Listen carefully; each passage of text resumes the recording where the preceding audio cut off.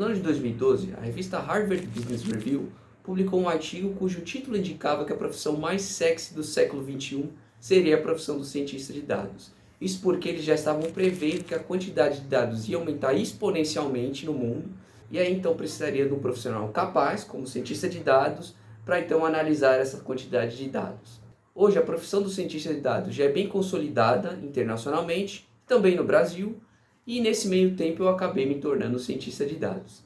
Então nesse vídeo eu pretendo mostrar um pouco a respeito de como eu cheguei até aqui, quais foram os primeiros passos que eu dei para fazer essa transição da minha carreira acadêmica até a ciência de dados e talvez ajudar algumas pessoas que queiram entrar nessa área também.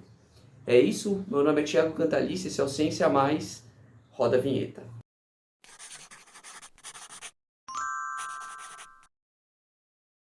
Bom, então para iniciar esse vídeo eu acho interessante a gente começar falando um pouco do meu background.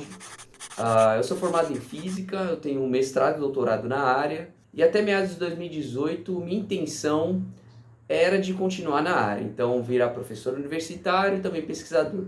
Acontece que, para quem não conhece muito a carreira acadêmica, geralmente para virar professor universitário de alguma universidade pública, você precisa então terminar o doutorado, depois você vai para um pós-doc ou aqui no Brasil ou lá fora, e aí durante esse período você vai continuando dando bolsa, até você tentar concursos e passar nesses concursos. E aí então você consegue virar professor universitário de uma universidade pública. Acontece que durante esse processo, então, você vai ganhar uma bolsa de estudos, tanto no doutorado quanto no pós-doc, e a bolsa, principalmente no doutorado, para o custo de vida elevado de São Paulo, eu diria que é muito difícil você ter uma vida razoável ou uma vida adequada. Então, esse digamos que foi o meu primeiro problema em relação a se era interessante eu continuar na carreira acadêmica. Além disso, você tem o problema que nem sempre concursos abrem toda hora. Então você vai ficar dependendo de bolsa, ou do doutorado ou do pós-doc, até abrir um concurso, e se a bolsa acabar, bom, você fica sem dinheiro. Esse é outro problema que começava a matutar bastante na minha cabeça. Essa insegurança de ganhar a bolsa ou não ganhar a bolsa, esse seria sempre um problema que eu diria que permanece na vida de um estudante por muito tempo até você conseguir realmente essa vaga de professor. Então, esse tipo de insegurança acabaram me levando a tentar outras alternativas além da carreira acadêmica. E foi aí que, ironicamente, em 2018, eu acabei indo no congresso de física e eu vi uma palestra de um professor que ele estava usando machine learning para a criação de novos materiais semicondutores. E aí nessa palestra que ele deu, eu lembro claramente que ele estava mencionando que ele estava precisando de alunos para entrar no grupo dele, porque os alunos ou os físicos que estavam trabalhando junto com ele acabaram entrando na área da indústria. Isso porque a indústria estava contratando muitos físicos para a área de machine learning. E esse foi o primeiro estalo, então, a mudança de carreira, porque eu vi que tinha uma alternativa, essa alternativa era muito viável, era só questão de, então, de estudar um pouco em relação à ciência de dados, e aí então eu poderia aplicar para vagas como cientista de dados. Bom, eu saí dessa palestra realmente muito motivado a estudar um pouco a ciência de dados, tentar entender melhor para tentar começar então a enviar currículos e ver se eu conseguia uma vaga. E aí foi então que eu comecei a estudar um pouco em relação à ciência de dados, o que eu deveria estudar, quais eram as partes que eu deveria preencher, porque felizmente a graduação de física já te dá bastante background em relação ao que é estudado na ciência de dados, principalmente em álgebra linear. A estatística também, você tem alguma noção enquanto físico, mas isso foi realmente uma parte que eu precisei estudar mais para me aprimorar um pouco mais, e também a parte de programação. Bom, uma pequena história sobre minha vida programando. Eu nunca fui um programador muito exímio, mas a programação sempre esteve, pelo menos desde a minha adolescência, assim. Eu comecei com Fortran, isso foi na graduação. Eu estudei Fortran 77, eu sou meio velho. Depois, então, eu parti no mestrado, comecei a estudar C++, e aí eu fiz parte do meu mestrado com essa linguagem de programação. Depois eu fiz um pouco de Java. Então, eu comecei a estudar a parte de ciência de dados e vi que a linguagem mais utilizada era o Python. Eu comecei bem simples, então comecei desde o início. Eu não cheguei a pegar livros por Python, o meu, digamos que foi um pouco mais na prática. Eu fiz esse curso aqui do Free Code Camp, justamente esse vídeo, e foi o início do meu estudo em Python. Depois eu comecei então a fazer alguns códigos, tentar ver se eu aplicava para algumas coisas da minha vida, enfim. Mas foi assim que eu comecei a aprender Python realmente. Eu cheguei a usar um pouco no doutorado depois disso, mas foi uma coisa bem rápida, então eu acho que talvez nem conte essa parte. Mas o ponto é que eu comecei a estudar via vídeos do YouTube mesmo e depois eu fui tentando me aprimorar. E nesse meio tempo, para entender um pouco como o código é estruturado, eu comecei a ver os desafios do Kaggle. Então, para quem não sabe, o Kaggle é uma plataforma, uma plataforma que há uma comunidade de cientistas de dados e eles começam a fazer desafios lá, às vezes desafios pagos por empresas. E aí, então você reúne em grupos, você consegue verificar os modelos, as formas como as pessoas criaram aqueles modelos. Então, para mim, eu acho que foi excelente. Para quem está iniciando, eu também acho uma boa fonte de estudo, porque ali você vai começar a compreender como as pessoas estruturam os modelos, formas de melhorar o seu modelo. E, bom, eu diria que todo cientista de dados iniciou com aquele modelo básico de classificação do Titanic. Então, lá foi onde eu peguei tudo e eu comecei por lá a fazer esses modelos. Então, acho interessante também aplicar e dar uma olhada no Kaggle. Para a parte de ciência de dados, estatística, eu comecei a estudar por livros mesmo. Então eu indico aqui, para quem estiver começando e não tem uma noção clara a respeito do que a gente tem que estudar, eu indicaria um livro bem didático, que ele veio através de um vídeo.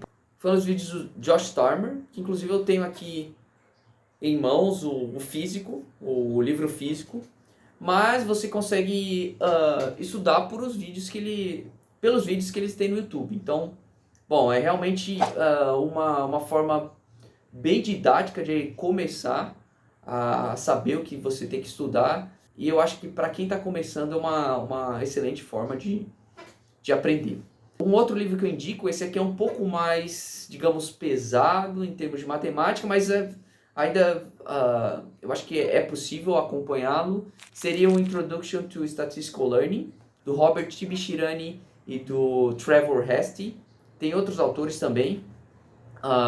O interessante desse livro é que você consegue ele online, então do próprio site dos professores, e também os professores têm vídeos no YouTube falando sobre cada capítulo. Isso aqui é ouro, sinceramente, porque é uma forma que você consegue tanto ver o livro, acompanhar os capítulos e ver os vídeos dos professores, dos próprios professores que escreveram o livro. Isso aqui realmente é uma fonte excelente para você estudar um pouco a respeito da parte de estatística.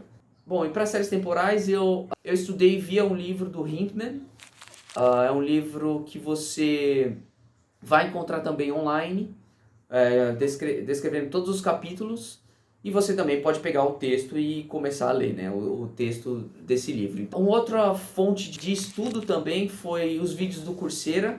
Eu indicaria um especificamente, que foi o que eu iniciei, que é um vídeo Introdução a Machine Learning do Andrew Ng, que é uma referência na área. Então eu indico esse vídeo porque justamente ele vai te dar os princípios, vai dar uma introdução clara do que é Machine Learning, e ele também vai ser um pouco mais rebuscado em termos de content. Aqui então eu indiquei livros que você consegue de graça, cursos também que você consegue de graça, tanto no YouTube quanto no Coursera. Então eu acho que é uma excelente forma de você talvez começar. Eu comecei desse jeito, fui aprimorando, fui pegando outros livros, mas eu acho que para o início já é suficiente para você tentar uma entrevista. E para finalizar essa parte da bibliografia inicial, eu acho que um outro ponto que acho interessante você estudar, se você quer se tornar um cientista de dados, é o inglês. Talvez seja um pouco genérico, porque as profissões precisam de inglês hoje em dia, mas eu acho que especificamente para ciência de dados, como é um trabalho internacional, você pode trabalhar de ciência de dados tanto em empresas nacionais quanto internacionais, você vai ter que se comunicar em inglês. E esse, inclusive, é o meu caso. Eu não estaria onde eu estou se eu não soubesse inglês. Então, eu sei que às vezes é falta de tempo, é falta de dinheiro, mas se você conseguir fazer inglês e aprimorar o inglês, você vai ter muito mais oportunidades na área de ciência de dados. Então, é uma dica que eu daria. Talvez eu fale como eu aprendi inglês, alguns pontos que eu acho interessantes em outros vídeos, mas nesse vídeo eu só vou tratar do básico em termos dos estudos necessários. Então, focar no inglês também seja uma boa ideia.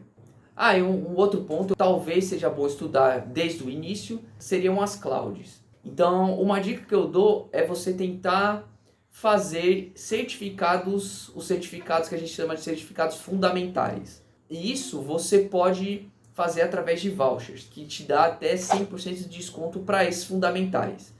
Então, eu indico isso justamente porque vai ser uma forma de você começar a entender cloud. Você então vai ter um objetivo, porque ao estudar para ganhar esse certificado você vai aprender. Então é um objetivo excelente para você aprender cloud e também vai contar no seu currículo. Eu acho que é interessante, as empresas geralmente olham, principalmente empresas de consultoria, geralmente olham se você tem certificação ou não.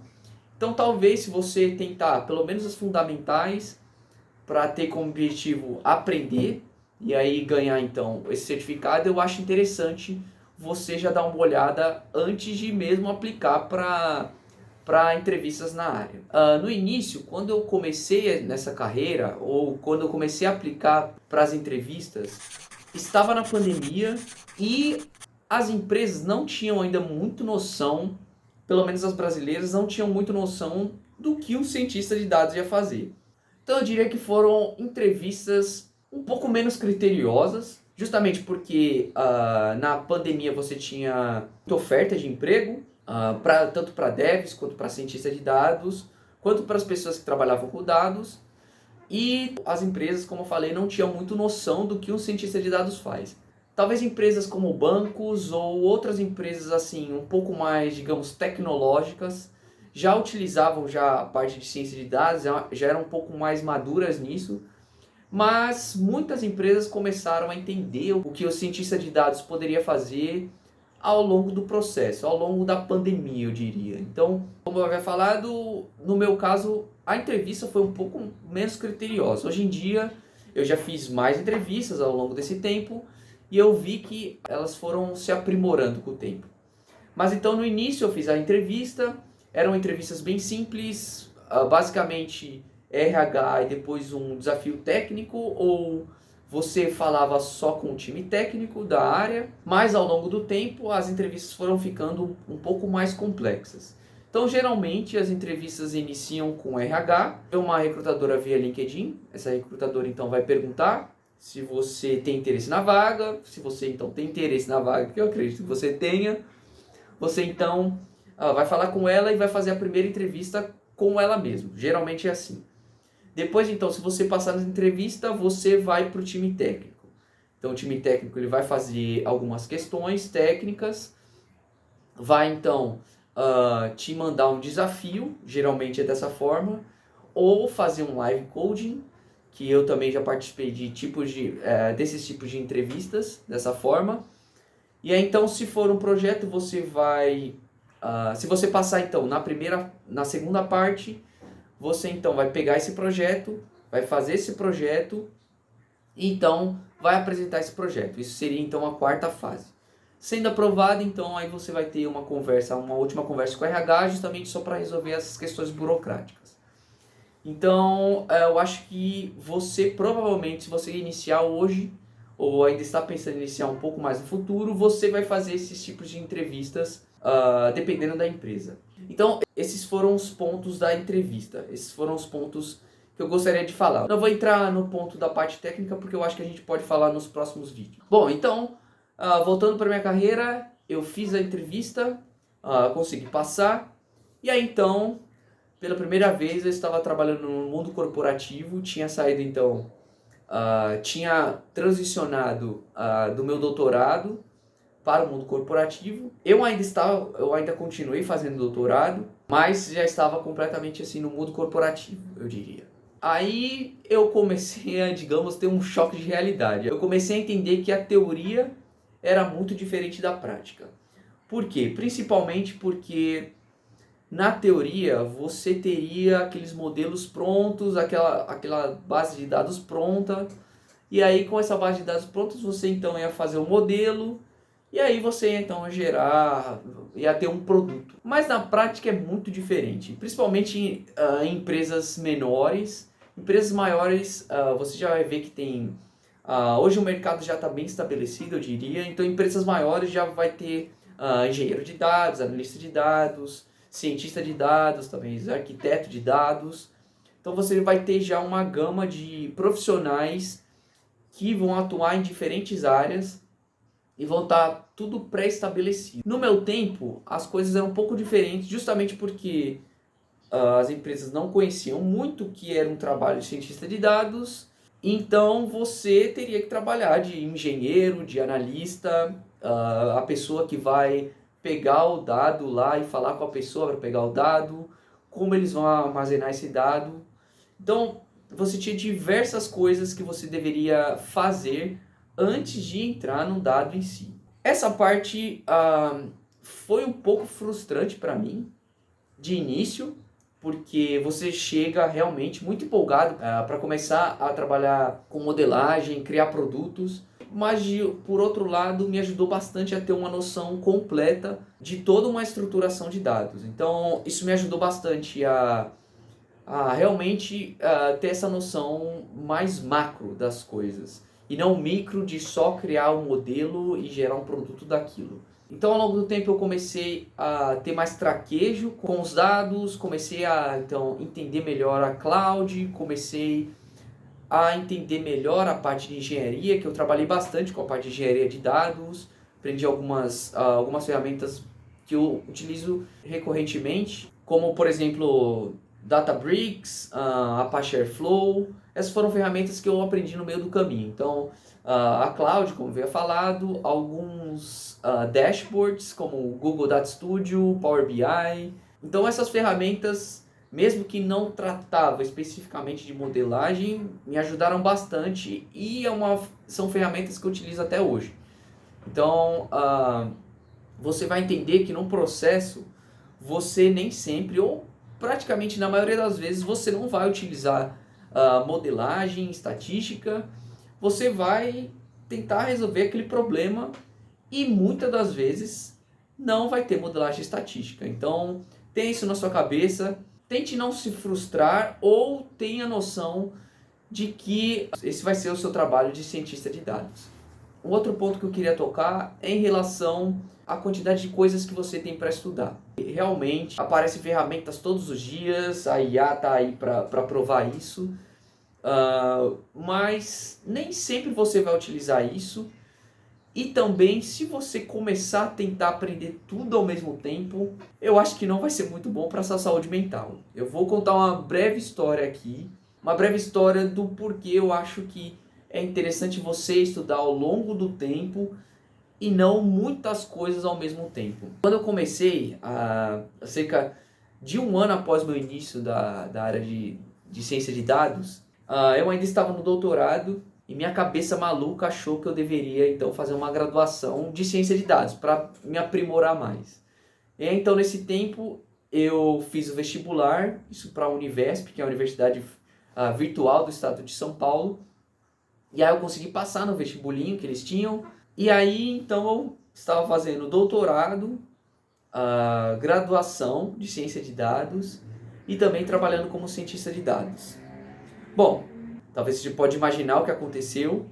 Eu tive um burnout, porque eu estava com muita coisa na cabeça, Era trabalho já pensando no doutorado, como eu ia escrever minha tese, e também pensando nas provas que viriam da graduação. Então, certo dia depois do trabalho, eu fui escrever um pouco da minha tese, e aí, como eu estava com bastante coisa na minha cabeça, eu comecei a sentir o formigamento, e eu fiquei com metade do meu rosto paralisado por alguns dias. E aí, bom, eu fui no médico e vi que era questão de muita coisa na minha cabeça, muito estresse, enfim. Eu aprendi da forma dura porque realmente não foi uma experiência muito agradável na minha vida, mas eu digo isso justamente para você ir com calma. Você tem muita coisa para estudar, eu sei que ciência de dados vai te exigir bastante, mas vai com calma, tenta fazer entrevistas, vai se aprimorando também em entrevistas, para quando você passar numa entrevista e entrar nessa área, você consiga estudar com calma e ir ao longo do tempo. Não tudo ao mesmo tempo, de uma hora para outra. Então essa é uma, digamos, é uma dica mais de saúde mental para você e ao longo da sua carreira. Bom, uma última coisa que eu queria dizer então é a respeito do nicho de empresa que você vai entrar. Bom, quando você inicia na área de ciência de dados, você geralmente não tem muita noção de qual é o setor que você vai entrar, qual é o nicho que você vai entrar. Você simplesmente manda currículo para várias empresas e aí tenta fazer entrevista e passar nessas entrevistas. Mas ao longo do tempo eu percebi que quanto mais você fica num determinado nicho, você vai começar a analisar melhor esse nicho, os dados desse nicho, e você inevitavelmente vai começar a ficar mais especializado em determinado tipo de dado. No meu caso, eu entrei até um pouco meio de forma aleatória no nicho que eu estou, que é o nicho mais de finanças e commodities. Então eu recebi um convite no LinkedIn de um recrutador, acabei fazendo a entrevista, passei nessa entrevista, e então essa empresa era uma empresa de commodities. Isso foi a empresa passada na qual eu estava trabalhando. Então eu aprendi um pouco lá de commodities, séries temporais também, e aí você começa a pegar o traquejo, o entendimento do que é o negócio que você está trabalhando. Então essa é uma outra dica, entenda bem o negócio que você está trabalhando, porque você vai começar, primeiro, talvez gostar um pouco mais do que você faz, e segundo, eu acho que suas análises vão ser melhores. Isso eu demorei um tempo para aprender, para ter consciência, mas hoje em dia eu diria que eu já tenho um pouco mais de consciência, justamente porque eu ainda continuei no mundo de commodities nessa última empresa que eu trabalho. Então, na empresa atual eu ainda trabalho com commodities, e então eu comecei a ganhar traquejo na parte de commodities e comecei a estudar mais. Então, por exemplo, hoje o livro que eu mais estudo é esse livro aqui, Options, Futures and Other Derivatives, do John Hu. Isso aqui eu acho que talvez seja uma bíblia para a parte de finanças e derivativos. E eu diria que eu tenho estudado muito mais eles do que a parte de ciência de dados. Bom, o ponto, na verdade, que eu quero tocar é que ao perder a generalidade e começar a se especializar numa área, às vezes, isso pelo menos na minha cabeça, eu me sentia um pouco meio fora do mercado, porque eu não estava fazendo algo que geralmente o mercado faz, e aí isso me causou um pouco de preocupação. Hoje em dia eu já estou um pouco mais tranquilo quanto a isso, porque eu acho que é inevitável. Sinceramente, eu acho que você vai começar a se especializar em áreas e eu acho que realmente você tem que entender a respeito do seu negócio. Então, talvez você não seja mais um cientista de dados mais genérico, que possam trabalhar em todas as áreas, mas é inevitável. Eu acho que para você fazer um bom trabalho, você vai ter que estudar bem mais o negócio do que está e não modelos tão genéricos. Me diz o que você acha nos comentários, se faz esse sentido, o que você acha desse pensamento. Então é isso, até a próxima, valeu!